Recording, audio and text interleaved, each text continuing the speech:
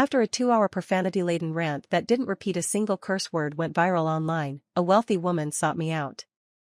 "I'll give you $2 million, she said, her tone serious, "but you need to marry my son." I was about to curse her out, thinking it was some sort of scam, but then she dabbed at her teary eyes and continued. "My poor son Vincent, he's gentle and soft-spoken. Ever since his accident, people have been bullying him. Someone like you, with your personality, is exactly what he needs to protect him." At a banquet, I saw Vincent sitting quietly in a wheelchair, enduring biting sarcasm and cruel jabs without a word. His refined demeanor and silent forbearance stirred my sympathy. So, I agreed. But then one day, I stumbled upon my frail husband sitting tall at the head of a table, radiating a chilling authority. His cold gaze swept over a group of bankrupt men kneeling before him, begging for mercy. "Wait a second, dear mother-in-law, are you sure your son is a helpless weakling?" Samuel Smith, a man jeered as he approached. "I heard you just got married. I've known you for years. So let me offer you a little gift." The man who was speaking smiled maliciously and said, "If you're not up for it, I could stand in for your wedding night." I smiled back, unbothered. "Oh? So you planning to crawl under our bed? There's a dog cage in the corner that suits you just fine." I gave him a disdainful once-over before adding, "Though, honestly, you're not the kind of dog we'd keep. You know what they say, real dogs don't bark. And judging by how loud you are, you must be a spineless coward. Not even fit to be a proper mutt." The man's face flushed crimson with rage. His words caught in his throat. I didn't give him the chance to recover, cutting him off sharply. "Ladies and gentlemen, just a heads up, the restroom is temporarily out of service." My voice wasn't loud, but it caught the attention of a few nearby guests. I turned back to the man, smirking. Because this guy's mouth is basically a toilet. How else could it reek this badly? The man practically jumped out of his skin. "How can you be so vulgar?" Unfazed, I shrugged. "This is me being polite. Want to hear the worst stuff?" After successfully chasing him off, Samuel, still seated in his wheelchair, looked up at me and softly said, "Thank you." Looking at his gentle, timid expression, my heart ached with protectiveness. I quickly reassured him, "Don't worry. From now on, I'm here to protect you." Samuel smiled, his voice warm. "Then I'll be counting on you, honey." The way he casually called me honey made my face heat up. Marrying Samuel was one of the most ridiculous things to ever happen to me. That summer had been uneventful until then. I'd come home on break, lugging a pile of laundry to wash. I hadn't checked my neighbor's notice about a scheduled power outage, so just as I was finishing up a load of soapy clothes, the power went out. Left with a full basin of sudsy garments, I dragged them outside to rinse them off in the yard. That's when I overheard a stranger's voice. "People here never leave this village their whole lives. Girls just need to get married and have kids early. That's enough. Take this girl, for example. She's young, scrawny, and weak. Yet she's already doing laundry for her entire household. Showing them a world they've never seen and bringing them warmth. This is the purpose of our live stream. Trapped in the village? Married young to have kids? Doing laundry for the whole family?" I stared at the man spouting this nonsense, utterly confused. He was holding up a phone, live streaming while another person beside him, carrying a backpack and a light reflector, chimed in occasionally to support his narrative. The more I listened to his absurd fabrications, the harder it became to contain my anger.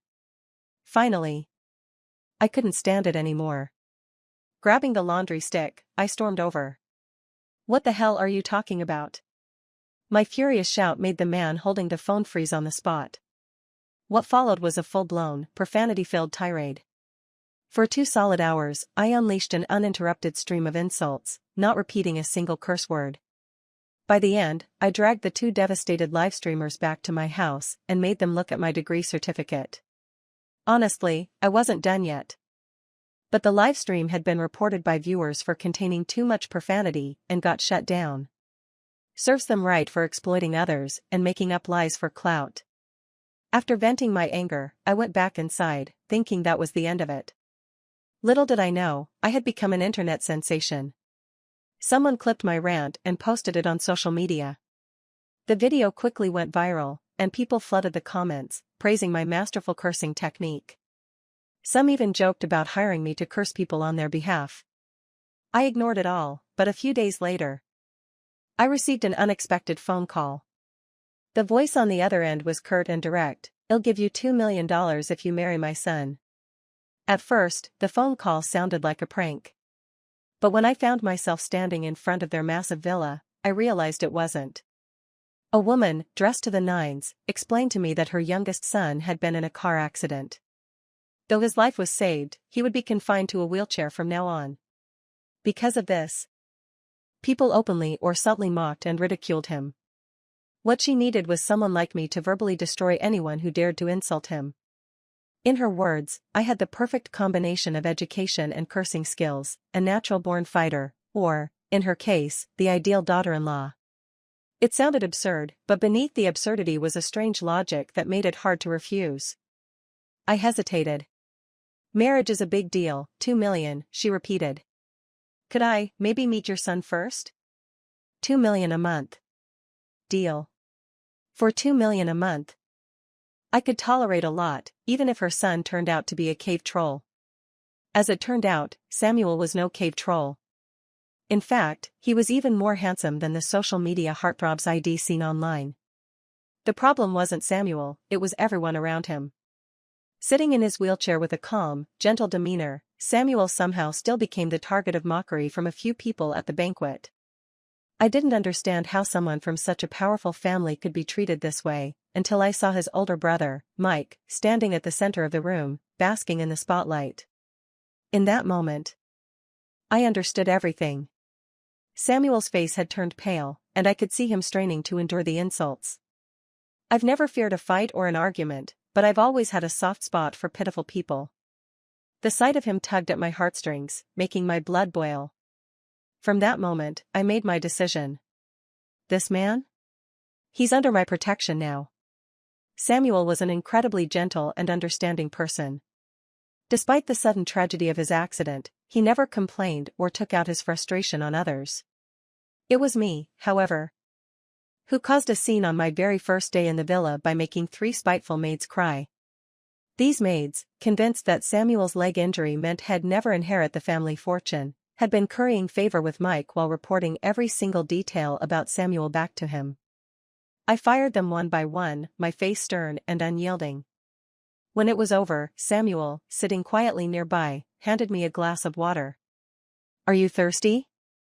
Look at him, such a good-hearted man, being treated so poorly by these people. Later that evening, Samuel showed his considerate nature once again. "I know you don't have feelings for me, and marrying me has been a huge compromise for you," he said, his tone soft and sincere. "I won't intrude on your space. This villa has plenty of rooms, feel free to pick any one you like. If you prefer the master bedroom, I can move out."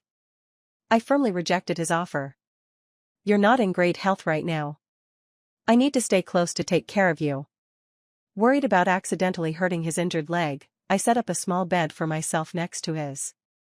In the middle of the night, I was half asleep when I thought I heard someone speaking. "Don't leave anything behind. He thinks death is the end? Even if he's dead, he'll still pay the price." What was that? Startled, I jolted awake. Could it be that Samuel's gentle and cheerful demeanor was just a mask, and he was actually so depressed that he was having nightmares? I sat up and looked over, his bed was empty. Panicked, I rushed to the balcony and found him sitting in a chair, staring into the distance with a forlorn expression. Under the moonlight, he looked melancholic, pitiful, and lonely. Hearing my footsteps, Samuel turned his head. For a brief moment, a sharp glint flashed in his eyes, gone as quickly as it came. My gaze shifted to the cane discarded on the ground and the wheelchair sitting far away. My heart ached. "Are you stuck? You should have called for me. I'm a heavy sleeper, you wouldn't have woken me." I pushed the wheelchair over and carefully helped him back to bed. But even after lying down, I couldn't sleep. My mind was racing, replaying the words he muttered in his dream. Surprisingly, we both broke the silence at the same time. "What did you hear?" You need to stay strong and keep living." A heavy quiet fell over the room. I assumed that Samuel's mood had worsened after being caught in a vulnerable moment. After some thought, I climbed down from my small bed and crawled onto Samuel's. Taking his hand gently in mine, I said, "I know this is hard to accept. Tomorrow, let's talk to a doctor. There's always hope for your recovery. Medicine and technology are advancing so quickly, what's impossible now might not be in the future. As long as you're alive, there's always hope." I squeezed his hand lightly. I couldn't help but notice how soft and smooth his skin was. This rich young master's hands felt amazing. Samuel cleared his throat awkwardly, snapping me out of my inappropriate thoughts. Clearing my head, I added, "And as for those who can't keep their mouths in check, don't worry. I'll make sure they learn a lesson." I felt like I'd been trapped. The agreement before marriage was crystal clear, $2 million a month, for me. But after the wedding, that $2 million turned out to be the entire budget for Samuel and me combined. All household expenses, food, and living costs had to come from it. I stared at the invoice the butler handed me, my jaw nearly hitting the floor. Refusing to give up, I checked the account balance again. Samuel sat obediently nearby, looking a bit sheepish. "Sorry, it's my fault for dragging you into this." I understood what he meant. The struggle for power in wealthy families was always brutal. If Samuel were in perfect health, he might have had a fighting chance. But with his legs paralyzed, compared to his cunning and capable brother Mike, he had become a disposable pawn. The Smith family, swimming in wealth, didn't care about this small allowance. But to them, Samuel was useless now, so they treated him with casual indifference. I patted his shoulder, to comfort him. "It's fine. $2 million is plenty." After soothing my fragile flower of a husband, I turned on my heels and summoned the butler with a completely different expression. "It's not even the middle of the month, and we've already spent $1 million? How is that possible?" I combed through the itemized list, my eyes widening with every line. "What's this? Ice cubes? $300 a bag?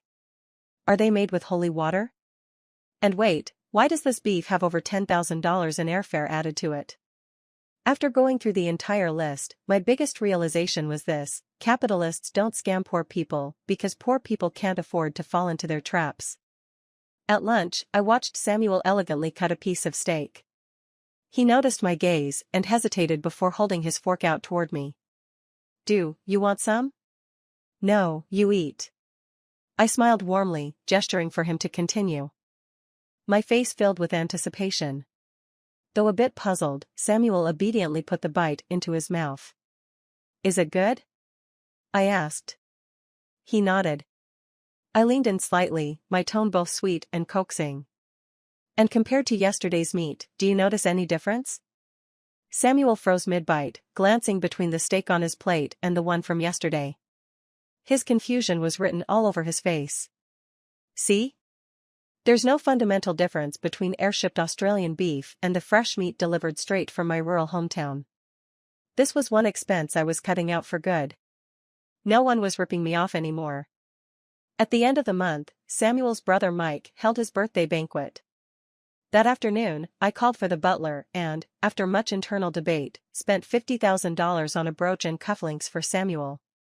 Just as I finalized the purchase, Samuel entered the room. I pushed him toward me. And he smiled as he spoke. "I thought you said jewelry was just overpriced capitalist nonsense, not worth the money. You even sold your own jewelry a few days ago. So why are you spending so much now?" I handed him the designs I'd chosen and explained, "I don't care about this stuff, but at your brother's birthday banquet, there'll be plenty of people who know you. They're all snobs, you can't let them have something to gossip about. As for me? Everyone already knows I come from a humble background. I don't need luxury goods to prove my worth. And worst-case scenario? I can always curse them out." Samuel's comment made me laugh. He closed the catalog of brooches and cufflinks with a gentle motion, his expression soft. "Then I don't need those meaningless things either. You'll protect me, won't you?" He tilted his head, a playful glint flickering in his eyes. Mike's birthday banquet was exactly as I expected. Every guest seemed determined to step on Samuel in order to win favor with the host. Anticipating the verbal battle ahead, I had gone back home to learn some new insults from my grandmother. When Samuel entered my room, I was busy testing different shades of lipstick on my hand. He scanned the options seriously before picking one out. "Try this one," he suggested. I pulled out another and replaced the one in his hand. "This one's better." Instead of arguing, Samuel took the lipstick and gently applied it to my lips himself. His touch was so soft it felt like a caress. I examined my reflection in the mirror, turning my head side to side. Pleased, I smiled brightly. "This shade suits me perfectly." "Thank you." Samuel smiled faintly, dipping a finger to my lips and pressing the color onto his own lips. "Does it? Then I should try it too." Caught off guard, I flushed instantly and turned away, pretending I hadn't seen anything. By the time we reached the villa entrance, my face was still warm. Samuel was just too good at flirting. I had barely calmed down when, in the car, Samuel took my hand and clasped a bracelet around my wrist. The gemstones sparkled brilliantly under the sunlight, their vibrant colors dazzling me. No woman could resist glittering jewelry, and I was no exception. I admired it from every angle, absolutely smitten. "Where did you get this? Weren't we saying no more jewelry?" Samuel chuckled and winked. "Don't worry, I bought it with my private stash." I playfully pointed a finger at him. "Well, Mr. Smith, stashing private money already, huh? And we've only just gotten married." We arrived a bit late, and the hall was already bustling with elegantly dressed guests, mingling and clinking glasses. However, no one made any effort to greet us. From outright provocation to outright ignoring us, was this their new tactic after getting a taste of my sharp tongue? Samuel and I didn't care. We were here for ourselves, not for their approval. I pushed Samuel over to the dessert table and selected a few treats for him. His injury left him prone to weakness and low blood sugar, so I always made sure he ate properly. Our quiet, affectionate moment must have been too much for someone to bear. Mike approached, a glass of wine in hand, and greeted Samuel. After giving us a once-over, he put on his best elder brother act and frowned. "Why are you dressed so plainly today? Did someone on your staff pocket the money and deliberately sabotage you? If you're short on funds, you could have just asked me. I'd hate to see someone take advantage of your situation, especially someone close to you, who might have bad intentions, eyeing our family's fortune." It was obvious he was referring to me. I rolled my eyes and was just about to speak when one of Mike's lackeys beat me to it. "Exactly. They say you can guard against anything but a thief in your own house. Mike, with the Smith family's vast fortune, you'd better keep things in order." I let out a short laugh and glanced down at Samuel. "Is this a new dog you've taken in?" Samuel blinked in confusion, looking up at me for clarification. The man sneered. "Some wild country girl. Who do you think you are, meddling in the Smith family's business? You're not even part of the family. When you overstep like this, I can only assume you're one of Samuel's pets." Mike frowned, reprimanding me. "He's my guest. Don't embarrass the Smith family here." Samuel's expression darkened slightly, his gaze sharpening. The lackey chimed in with a smirk. "Exactly. How could the Smith family let a woman like her in? She's sullying the family's name." Second brother's crippled legs must have clouded his judgment too. I'd had enough. Leaning down, I exchanged a glance with Samuel. He gave me a small nod. "All right, then."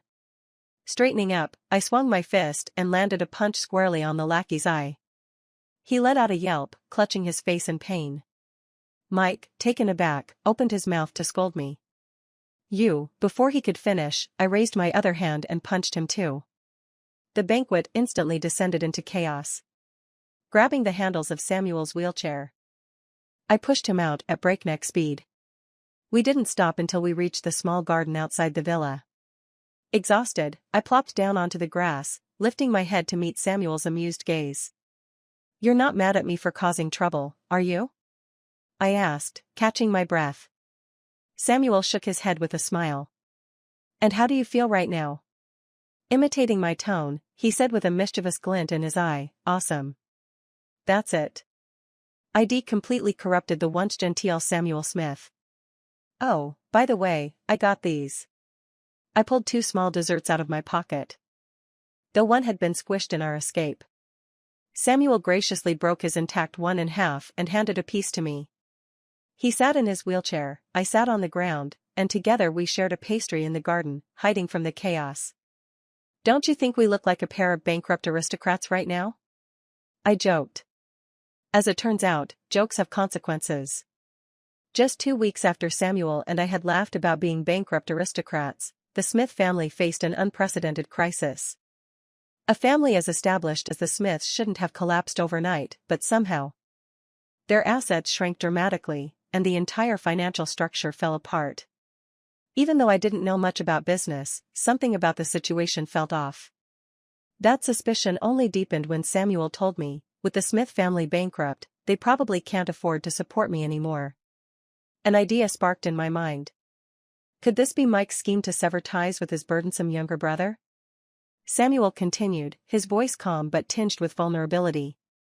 I don't want to burden you. If you'd like, we can file for divorce anytime. Though his tone was light. The way he sat there alone made him look more fragile and pitiful than ever. How could you even think that? Don't overthink things. I wrapped my arms around him, completely absorbed in comforting him. My heart ached at the thought of him being abandoned by his family. In my distraction, I completely missed the fleeting glint of calculation in Samuel's eyes. I brought Samuel back to my family's small farm. The house was modest but cozy, with a charm all its own. Samuel wheeled himself around the small courtyard, his eyes filled with curiosity as he took in every detail. How is it? Pretty nice. Huh? I asked proudly. I designed it all myself. As I pushed him around, I explained, after I had a falling out with my family, I moved out on my own and built this place bit by bit. Samuel looked at me, his curiosity shifting. Why did you fall out with them? I shrugged nonchalantly. My parents didn't like me.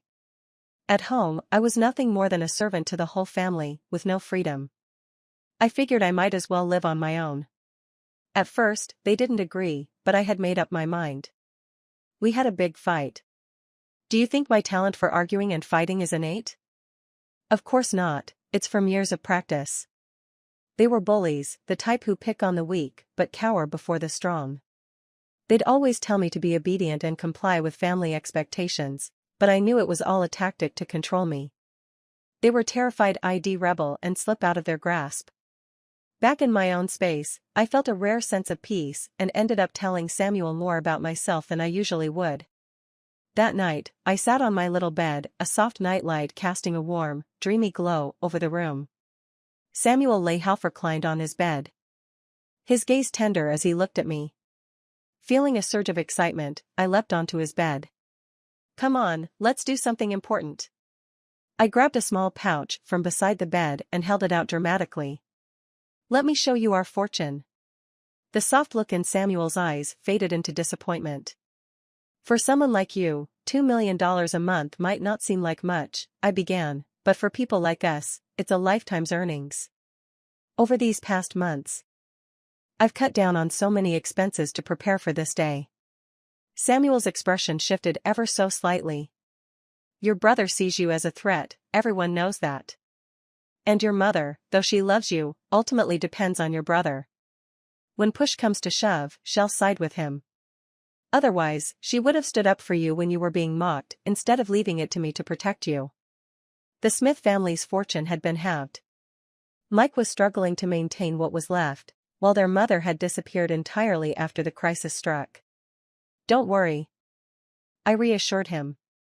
This money is enough for us to live comfortably for the rest of our lives. Samuel and I settled into a routine. With money, time, and a ridiculously handsome and gentle man by my side, I was in an incredibly good mood. Life seemed to be spoiling me, and just as I was reveling in my happiness, our neighbor's son, home from university, showed up. The young man was bursting with energy, polite and courteous, and he dropped by to borrow something. His sunny demeanor was contagious, lifting my already cheerful spirits. As we chatted, a sharp cry of pain came from inside the house. Alarmed, I rushed in. "What's wrong?" Samuel's face was pale, but he still tried to comfort me. "It's nothing, just a bit of pain in my legs." He glanced toward the door and asked gently, "Was that a guest?" "Invite him in to sit. We just roasted some fresh coffee beans the other day, they'd be perfect to serve." His calm and considerate demeanor made me feel a pang of guilt for leaving him alone, even for a moment. Since Samuel and I moved into the new house, his legs had never given him trouble, until now. I was frantic. This place had many comforts, but access to good medical resources wasn't one of them. I worried that the lack of regular checkups had caused a problem with his recovery. I pressed and prodded his legs, even gave them a few gentle thumps. "I'm fine, don't worry," Samuel assured me softly. Despite his reassurances, his legs continued to ache sporadically over the next few days. This time, I became inseparable from him, sticking to Samuel like glue. Even then, I wasn't at ease. One afternoon, I carefully settled him into a chair, before heading out to buy him some medication. When I returned, Samuel was sitting in the courtyard, chatting with the neighbor over the wall. The moment the neighbor saw me, his expression changed dramatically. He quickly turned and ran, as if escaping something. I was left staring at Samuel, who sat alone, head bowed, lost in thought. When I approached, Samuel lifted his gaze, his voice so quiet it almost broke my heart. "Laura, if you ever meet someone who can truly take care of you, don't hesitate to divorce me. I won't blame you. No matter what, I just want you to be happy." "What?" I stared at him, bewildered. "Why are you suddenly saying something like that?" Had the neighbor said something to him? No matter how much I pressed, Samuel refused to elaborate further. That night, Samuel was uncharacteristically quiet. When I didn't find him in the bedroom, a surge of panic rose in my chest. I pushed open the bathroom door without thinking. There he was, leaning against the edge of the bathtub, his gaze briefly meeting mine before dropping away again. The misty steam rising from the water accentuated his skin, glistening in the dim light. For someone who didn't exercise, how could his body still look this good? It was honestly unfair. That thought spiraled in my mind as I stared at him, my gaze inadvertently lingering. Samuel noticed and gave me a subtle smile. "Laura, why are you looking at me so curiously? Do you want to touch it?" I chuckled at his teasing and, without hesitation, reached out to place my hand on his chest. Samuel leaned back into the tub, his arms spreading out in mock surrender, allowing me to explore as I pleased. Just as I became absorbed, my guard completely down, Samuel suddenly tightened his grip and pulled me into the tub. Instinctively, I struggled, but he held me firmly by the waist. "Baby, don't move. You wouldn't want my legs to start hurting again, would you? They say pitying a man leads to trouble." If I hadn't been so worried about Samuel, I wouldn't be lying utterly exhausted on the bed now, too drained to even lift a finger. The culprit was sitting on the edge of the bed, casually toying with my hand like it was the most natural thing in the world. "Baby, you're awake," he said brightly, his eyes sparkling with mischief. He looked down at me expectantly. "Last night, didn't you promise me that no matter what happens in the future, you'd never abandon me?" Still annoyed, I tried to pull my hand back and croaked out, "No, I didn't." The light in Samuel's eyes dimmed immediately. His face fell as he mumbled apologetically, "I'm sorry, I've only been a burden to you." Seeing him like that, my resolve crumbled instantly. "I said it. I promised, all right?" Samuel's expression shifted in an instant, his eyes lighting up again. He smiled warmly, his grip on my hand tightening ever so slightly. I realized, once again, that I couldn't bear to see him looking pitiful. And Samuel? He clearly knew exactly how to play me. Lately, Samuel had been acting strange. He had always been gentle and mild, but there was a subtle distance to his demeanor, like a layer of gauze separating him from the world. Ever since we moved into my place, though, he seemed determined to play the victim, constantly seeking reassurance that I wouldn't abandon him. It was as if I were some heartless woman ready to ditch him at any moment. Then one night, After I coyly complained about feeling unwell, he finally took it easy on me. I managed to sleep lighter than usual. Half asleep, I heard the faint rustle of someone getting out of bed. But I didn't hear the wheels of his wheelchair moving. No wheelchair? How could Samuel get out? That was my first thought. Forcing my eyes open, I caught a glimpse of Samuel's shadow slipping through the door. And he was standing? I snapped, fully awake. Of course. I wasn't naive enough to believe in a sudden medical miracle. There was only one explanation: this pitiful little liar had been hiding something from me. Fueled by a mix of curiosity and irritation, I leapt out of bed and followed him. The cool night air wrapped around me as I stepped outside, and there he was. Samuel stood tall in the courtyard, his expression cold and unyielding. Before him knelt a group of men, one of whom begged for mercy. Samuel, unmoved, raised his foot and calmly ground it against the leader's hand. I couldn't help but let out a quiet laugh. My little courtyard, of all places, had somehow become the stage for this grand scene.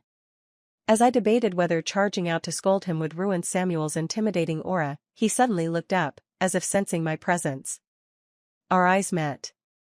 His gaze softened instantly, and I saw him begin to put on his familiar helpless and fragile face. Clearly, Samuel was addicted to playing the pitiful role in front of me. The truth turned out to be just as absurd and over-the-top as the plot of a soap opera. The difference? The cunning, ruthless, brooding male lead was sitting right next to me. Samuel and his brother Mike had been locked in a secret power struggle for years. Mike thought Samuel's accident marked his victory, but it was actually the beginning of Samuel's plan. The Smith family's financial collapse was a calculated move by Samuel to sever ties with the family. It was only after this that he launched his counterattack, tearing into their assets. As for the injured legs, they had been perfectly fine all along. So you're telling me that you're perfectly healthy now? And you still control a massive fortune? Samuel sat obediently on the couch, nodding cautiously, before quickly adding, I did hurt my legs during that accident. They ache a bit on rainy days. Lowering his gaze, he put on his trademark pitiful expression. You promised me you wouldn't abandon me, no matter what. I couldn't help but let out a sharp laugh. Looking into his uneasy eyes, I stood up and started packing my things. Wow, what kind of amazing life am I about to live? Don't worry, I'm not abandoning you. I'm moving back to your villa. Come on. Who in their right mind would leave a crippled husband who suddenly turned out to be a healthy, filthy rich capitalist tycoon? Only a fool would run now. Do I still get the $2 million a month? I asked on the way back, just to confirm. Samuel's expression turned complicated, his eyes filled with a mix of amusement and helplessness. Of course. In fact, I'll double it. Letting out a cheer, I threw my arms around him. Some fairy tales do come true, after all. Compared to Samuel's long-drawn-out schemes and internal turmoil. I embraced his identity shift with open arms. Brimming with energy, I eagerly moved into the stunning new home had arranged for us. Samuel's rise to power caused quite a stir, with people trembling as they arrived daily to apologize and beg for forgiveness. Among them were individuals I'd scolded before. Each time, Samuel would cast a subtle glance my way, as if seeking guidance. But I ignored him completely. I was too busy caressing the smooth, opulent spiral staircase for the 100th time. Just yesterday, Samuel had transferred ownership of the villa to my name. How did such an amazing house become mine? I thought gleefully. Absolutely delightful. Samuel's newfound status naturally led to a surge in my so-called rivals. I wasn't particularly concerned. If Samuel was paying me $4 million a month, I didn't care how many mistresses he had on the side. But Samuel clearly had no intention of leaving me in peace. At social gatherings, whenever someone approached him flirtatiously, he'd subtly retreat and politely say, apologies. But my wife has a bit of a temper. She wouldn't like this. That was my cue to make a dramatic entrance, unleashing my fury on anyone daring to cling to him. My fiery reputation had already been cemented back when Samuel was pretending to be disabled. With my antics now, my infamy soared to new heights. Fine, for $4 million a month, I could keep playing along. Today, though, was different. Samuel had texted me to join him, and when I arrived, he was already slightly drunk. Beside him sat a woman clad in head-to-toe luxury, her air one of self-assured arrogance. For a moment, I couldn't tell which of us was supposed to be the legitimate wife. Someone helpfully leaned over to inform me, that's Samuel's ex-fiancée. Oh, lovely. Ex-fiancée or ex-boyfriend, they're all past tense. What's the point of flaunting around here? Hello, Samuel's ex, I greeted her with practiced politeness. Laura, right? She sneered. I suggest you take a good look at yourself. Your background doesn't match Samuel's at all. Know your place. Ah, those classic lines from every rich family drama. Holding on to Samuel for support, I smiled and replied, well, he pays me $4 million a month. If your family's so rich, why don't you bid against him to get me to leave? The ex took a sharp, angry breath. As far as I know, you're a college graduate, right? Instead of working, you're just a parasite. Don't you feel ashamed? Ashamed? I repeated theatrically, grinning. Being Mrs. Smith gets me $4 million a month. If I worked, I'd only make $10,000. What would you choose? Samuel didn't seem particularly pleased. When we got home, I was sure he'd sobered up, but he remained unusually quiet. He sat on the couch, lost in thought. Before suddenly blurting out, darling, maybe you should scold me. I think you don't really like me, you only love my money.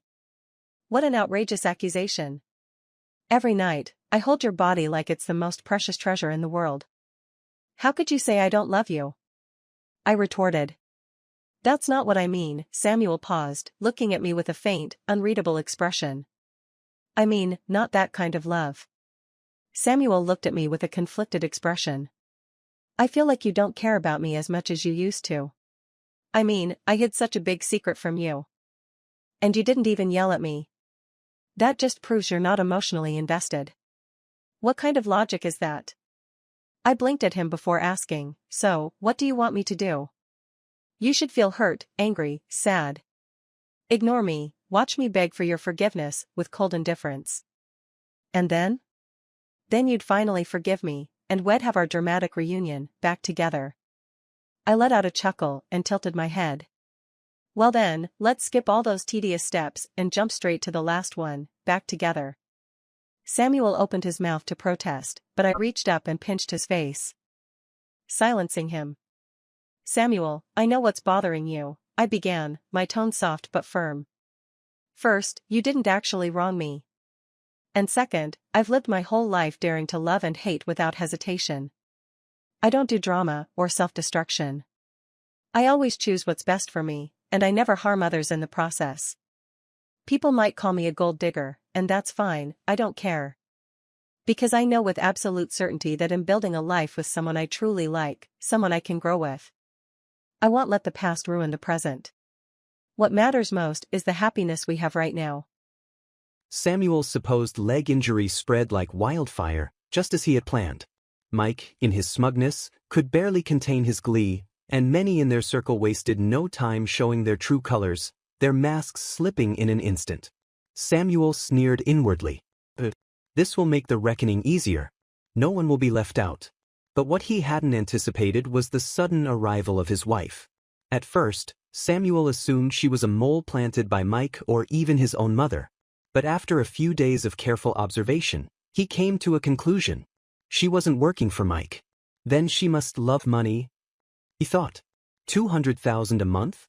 My mother was surprisingly generous. But Samuel knew the truth. His mother's seemingly kind gesture was nothing more than a ploy to protect her favored eldest son. Deciding to test her, Samuel instructed the butler to frame the allowance as a shared budget for the two of them and even padded the expenses with exorbitantly overpriced luxury items. Sure enough, when she discovered the truth, she was furious. He secretly watched as she slashed unnecessary expenses left and right, working to manage the villa's budget more effectively. Just a vain, small-minded woman, he told himself. And yet, he couldn't deny the faint stirrings of admiration. Especially every time she stepped in front of him to shield him from insults or mockery. Samuel, who had grown up surrounded by the hypocrisy and subterfuge of the elite, found her straightforwardness oddly satisfying. The words slipped out before he could stop it, surprising even himself. Despite knowing what kind of person she was, he found himself drawn to her energy, her resilience. Being with her brought a kind of joy he hadn't experienced in years, a pure, untainted happiness. If only he didn't have to feign weakness to earn her attention. In Samuel's world, showing vulnerability to gain sympathy was nothing but futile kindness, a foolish game. And yet, he couldn't stop himself from exploiting her compassion, her instinct to protect the weak. It was the only way he could secure more of her focus, more of her affection. But deep down he knew. From the moment he began playing the pitiful role, their relationship was no longer in his control. Outwardly, it seemed like she was moving toward him. But in reality, he was the one desperately working to earn even the smallest fragments of her care. Then came the grand spectacle of the Smith family's orchestrated downfall. As the predator prepared to feast on the remains of his enemies, a strange sense of unease crept in. Would his little wife, who he had assumed only loved money, abandon him now that everything seemed to be crumbling? What a shame it would be. Not because his efforts at pretending to be pitiful would go to waste, but because he wouldn't get to continue their charade of a loving marriage. But there was no need for shame. If she loves money, it'll just bring her back once my plan is complete. A little coercion, a little persuasion, she won't leave unscathed. The thought brought a flicker of satisfaction. He even felt a small twinge of excitement. But once again, reality defied his expectations. The woman he had misjudged as someone who cared only for money stood firmly by his side, choosing him without hesitation. Even the small budget cuts she had made, ones he had assumed were motivated by greed, turned out to be her quiet preparations for a rainy day. Samuel, a man of shadowy thoughts and calculated plans, found himself disarmed by her clarity and sincerity. Because when someone like him encounters someone like her, a person so straightforward and resolute, it's as if he's looking into a mirror. And in that mirror, all of his darkness, all of his flaws, were laid bare. Despite being in complete control of the situation, Samuel kept delaying the moment to close the net. For the first time, he found himself hesitating. He couldn't bring himself to reveal everything to her. Would she accept his darkness? His manipulations? When Laura unexpectedly embraced the truth with ease, it didn't bring him the satisfaction he'd anticipated. Instead, it unsettled him. Does she not care about me as much as I thought? Why doesn't she scold me? Samuel, who had once been able to sleep soundly even in the middle of his most intricate schemes, suddenly found himself staring at the ceiling night after night. To provoke a reaction, he brought in his ex-fiancée, hoping to see Laura show even a flicker of jealousy. But she remained her usual unbothered self, responding with wit and humor rather than bitterness. Her words cut through his doubt like sunlight piercing through fog, and Samuel finally understood. From the very beginning, Laura had been someone with a clear and open heart.